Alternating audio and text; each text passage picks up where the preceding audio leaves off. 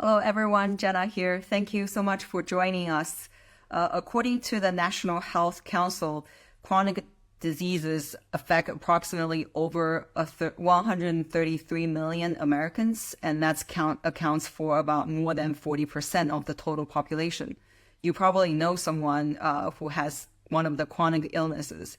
Many factors can contribute to the development of these chronic diseases, and figuring out, what can be done to handle them is really important and can be confusing. And that's why we're really, really excited today to be joined by Dr. Nicole Fujiyama. Dr. Fujiyama is a naturopath doctor that specializes in naturopathic medicine, acupuncture, fertility, cosmetic acupuncture, auricular acupuncture, holistic health, herbal medicine, and prevention. And she had a really great post about 3 things that can contribute to chronic illness. And we're really excited to ask her some follow-up questions and then share this information with you all.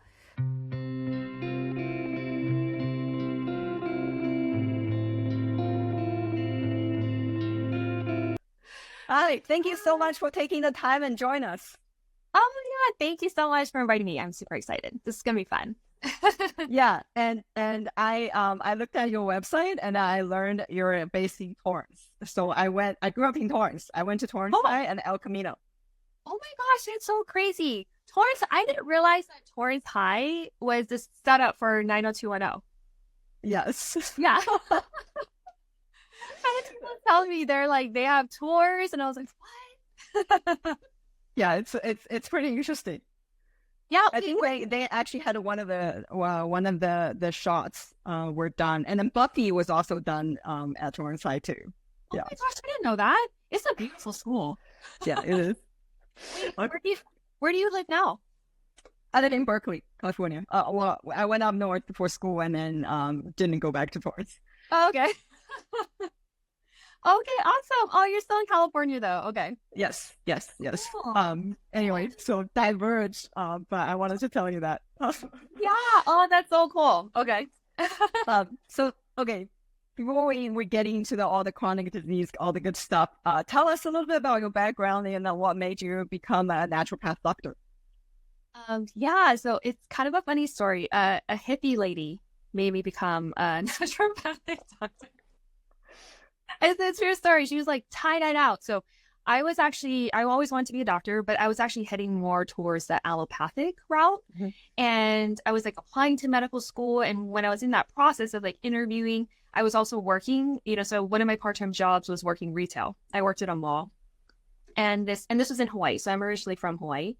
And this lady walks in. I worked in that black and white store.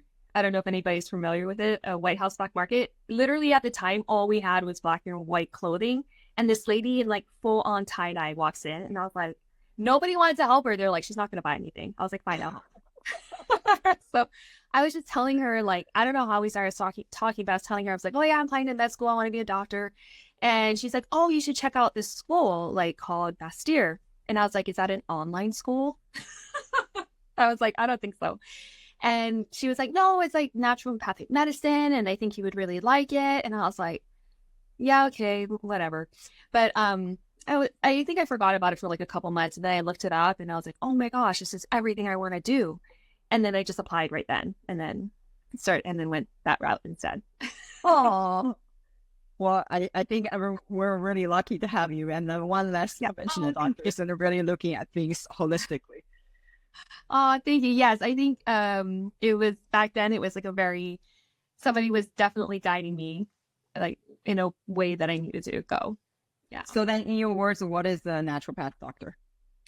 So I think a naturopathic doctor is a doctor that restores health and treats disease by restoring health. And so I think that's a really big difference in a lot of like functional medicine doctors or just other kind of professions. Not that they're bad, but it's just like a different philosophy and how we really look at treating a patient. And so really we believe in this healing power of nature. And I think that's a big one. So we believe that your body has just natural self-organizing healing process that, establishes, maintains, and restores your health. And so if we can support that process, then we can heal things like chronic disease. And that disease is not something separate from your body. It actually is your body's way of trying to function and trying to basically get you back to normal function. So in a lot of times, it's not something bad. It's kind of like your body telling you like, hey, there's an issue. We need to figure this out. This is what's happening. This is where it's located. Like, let's work on this. So you mentioned healing. So how can a naturopathic doctor help with chronic disease prevention and treatment? Yeah. So what we do is like we kind of find we call them like disturbances. And so what we do is we just identify them and then help patients remove them or lessen them or kind of help them get rid of it completely by addressing like certain factors that promote or impair your health. So those are things like your diet, environmental toxins, social connections, and really they call it like the determinants of health, really it's the foundation of your health. And we want to stimulate your body's this self-healing ability by addressing those things. And then by doing that, these disturbances or diseases will naturally reduce or lessen or just disappear completely. And we also believe that your body has this natural, like it wants to heal itself. It naturally wants to correct itself and maintain this state of balance. And so it will do that. And it will do that however it needs to. And I love it. Yeah, I love it. So I was doing the intro. I mentioned that you had this really great post about chronic diseases and, things contribute to chronic diseases. So, before we get into it, what is a chronic disease? Yeah. And so that post you're referring to was actually, I got a lot of that information from a lot of our elders in naturopathic medicine that really worked on developing kind of what naturopathic medicine is. And so there's so many definitions of chronic diseases, but I just describe it more as like someone experiencing an illness for a long period of time or a recurring illness for a long period of time that just continues and leads to side effects. And usually that happens because they're being improperly treated repeatedly over a period of time. And then their body loses that natural ability to self-heal and to kind of create this proper healing response. So you mentioned the first factor is the inflammatory foods that can contribute to, which then they lead to toxins, accumulating toxins in the body. So what are some of these worst inflammatory food that you were talking about? Yeah, so the ones that I've seen in patients, and it can really vary from anyone, but the ones I've seen really flare patients are fast foods, packaged foods, processed foods, like gluten, dairy, soy. Sugar is a huge one. Any sort of food sensitivities that someone has, and also food additives, I would say those are probably the biggest ones. Again, it just varies for everyone, but kind of just in general, I've seen a lot of that contribute to inflammation and a lot of the chronic diseases that people have right now. So how do these food actually lead to toxin buildup? I mean, we test for for our service, we test for phthalates and BPAs, and then we know these things do occur in like fast food and packaged food. So in a naturopathic way, how do these things, including sugar, how do they lead to toxin buildup? Yeah, well, there's so many ways. So like, for example, if you kind of look at it more from like an autoimmune perspective, if we're looking at it that way, if you're eating a lot of these inflammatory foods, just locally, it's going to cause gut inflammation, and that inflammation in your gut can lead to the breakdown of the gut barrier. And if that starts happening, then those foods from the outside can get into the inside and they basically come in contact with your immune system there. That creates a reaction, a lot of inflammation. You can also create antibodies to those foods, and that can go directly into your bloodstream and then go throughout your body. So then every time you eat those foods, you then stimulate these antibody production, and then the antibodies can go in your body. But not only that, they can cross-react with other tissues in your body. So even though you're eating those foods, it can affect things like your brain, your thyroid, other organs in your body, other tissue in your body, like your heart, your nerves. So it can really have this very systemic effect just from eating these inflammatory foods. That is scary. Yeah. Yeah, so you also noted like body's ability to respond is blocked, suppressed, and fatigued as the second factor. What does that mean? So basically what I was talking about there is just your body's ability to heal is blocked or suppressed or fatigued by these various factors. So usually it involves kind of one of those factors I mentioned before, like environmental factors. It can also be pharmaceuticals are a huge one. Pharmaceuticals really block and suppress a lot of the natural functions that you have to heal. That makes sense, but how can some of the pharmaceutical play a role in this development? Yeah, so pharmaceuticals, I think of them like it's imagine like a sledgehammer and you're trying to like crack open a walnut with a sledgehammer. It gets the job done, but you have this residual like damage around it, right? Like I think of the pharmaceuticals that way. Like instead of using just a walnut, a nutcracker that's very specific and targeted, you have a problem, it has a solution. Instead, you're using this huge, like kind of sledgehammer to just address this really big thing that creates a lot of side effects. And so I really think of pharmaceuticals as an environmental toxin in that sense for people.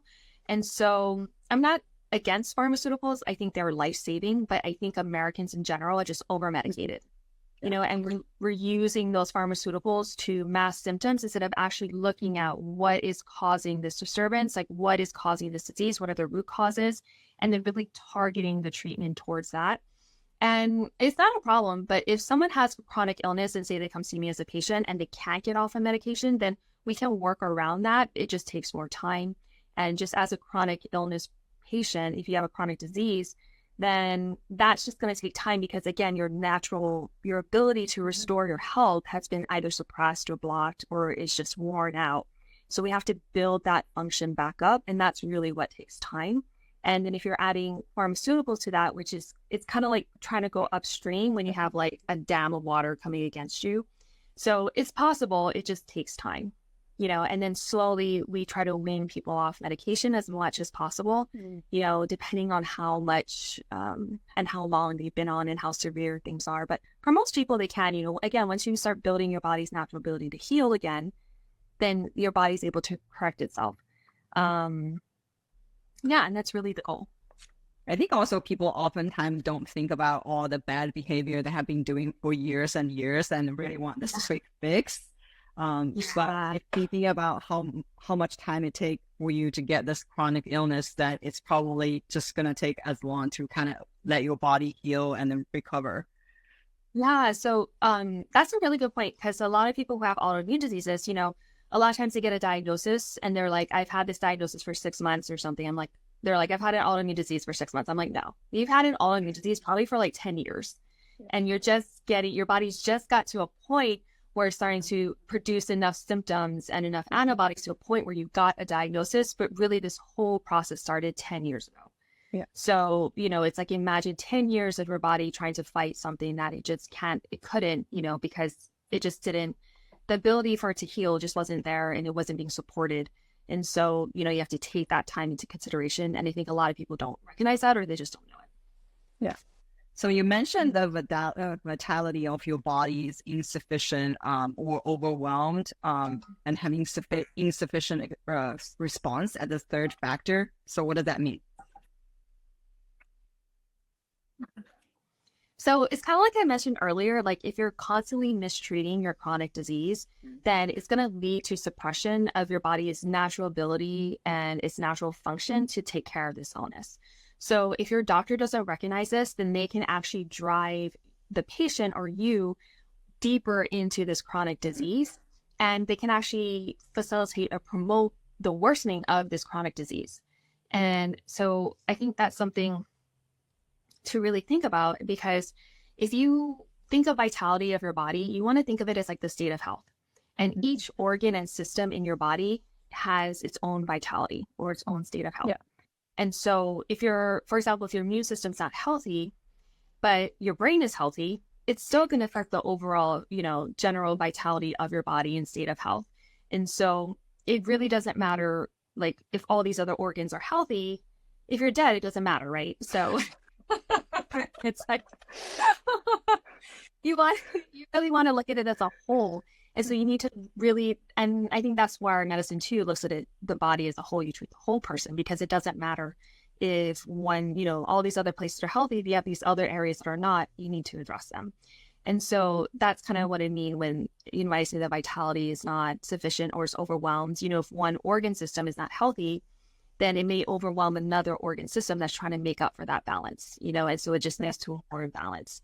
And so, yeah, that's something that you also want to consider as well too. And you want to make sure your doctor recognizes this too. If not, they can be deeper into chronic illness and chronic disease. And I think that's why there's so much chronic disease happening. Yeah. So how can we limit the fatigue that our body experiences, and how do we increase this vitality? Yeah, so it depends on what's causing the fatigue. So you want to identify first what's causing fatigue, because there's so many things that can cause fatigue. But I think once you identify that, and you can work with your doctor on that too. So you want to look at things like, your blood sugar, it could be your thyroid, it could be these environmental toxins that you're being exposed to. It could be you're just not sleeping, so you really want to figure out why you are tired, what's causing this fatigue. It could be inflammation too. A lot of these chronic inflammatory disease, autoimmune disease, some of the first symptoms they have are fatigue. Mm-hmm. So once you identify what is causing it, then you can really target the treatment towards that and address it. Yeah. So then when you're seeing patients, how do you choose like different herbs and supplement to recommend to them?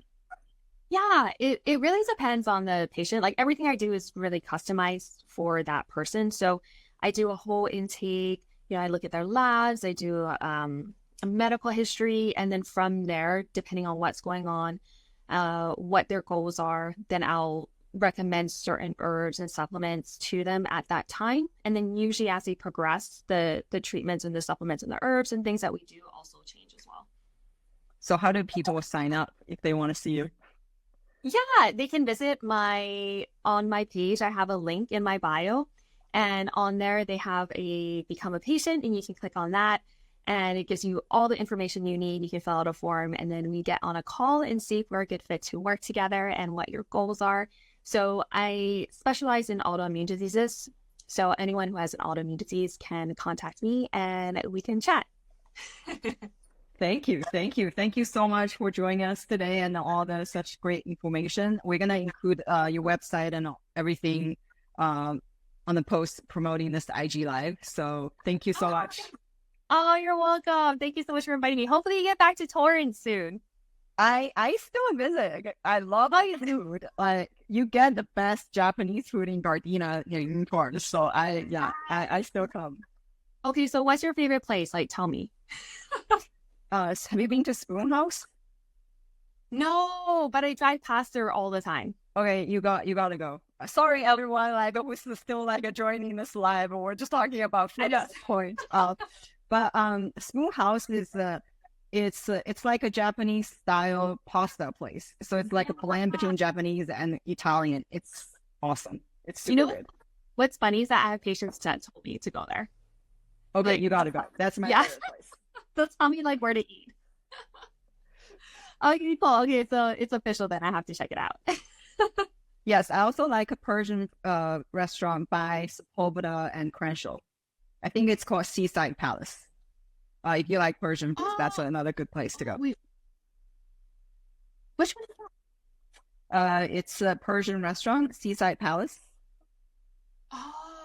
Oh, okay. Yeah, okay. If you like to try Persian food, that would be the one to go in Torrance. Oh, I didn't realize that was Persian. I thought it was Chinese food for some reason. It's Persian. Check it out. It's good. Okay, I'll check it out. Yeah, there's so many good places to eat around here. So, yes, I'm gonna send you a few more recommendations through email. Thank you so much. Cool. Thank you so much, everyone, for joining. And if you're in Torrance, check out those restaurants we just talked about. I know. Thank you so much. This has been so much fun. Thank you so much for inviting me, and I'm glad I got to meet you. Yes. Talk to you soon. Yes. Next time you're in Torrance, let me know. Yes. Okay, bye. Bye.